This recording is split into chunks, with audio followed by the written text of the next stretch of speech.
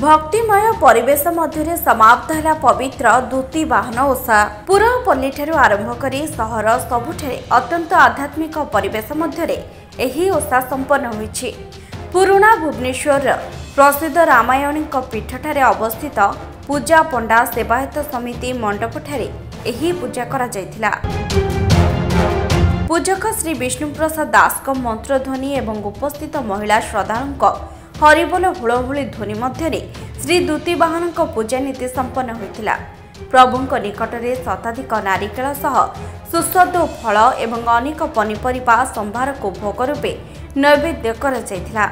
यापर आरती प्रदान करा जाय एही पूजार परिसमाप्ति घटिथिला। प्रभुंक निकटरे शताधिक नारिकेल सह सुस्वादु फल एवं अनेक पनिपरिबा संभार को भोग रूपे नैवेद्य करा जायथिला। यापर आरती प्रदान करा जाय एही पूजार परिसमाप्ति घटिथिला। एही देवनीति रे सहयोग करिथिले अन्यतम सेवायत श्री दिलीप कुमार पटु। एही पूजारे महिला भक्तगण निर्जला उपवास रखी निजर संतानक दीर्घायु कामना करने सह परिवार शुभ मनासी एही व्रत रखिथिले। विशेषकर अपुत्रिक महिला माने निजर संतान प्राप्ति निमंते एही कठोर व्रत को अत्यंत निष्ठा सहित पालन करिथांती। आश्विन मास कृष्णपक्ष अष्टमी दूती वाहन पूजा भी करा जाए।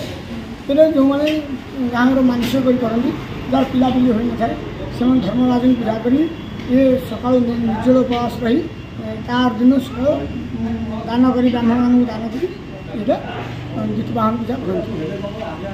यहाँ एक्चुअली दूती वाहन पूजा सूर्यनारायण को उद्देश्य कराए परिवार वर्ग मान निजर मंगल निज संतान मंगल ये पूजाटी करते महिला माने उपवास रही दिन जाक पूजा सरला तार प्रसाद सेवन कर निज ओषा भांगती।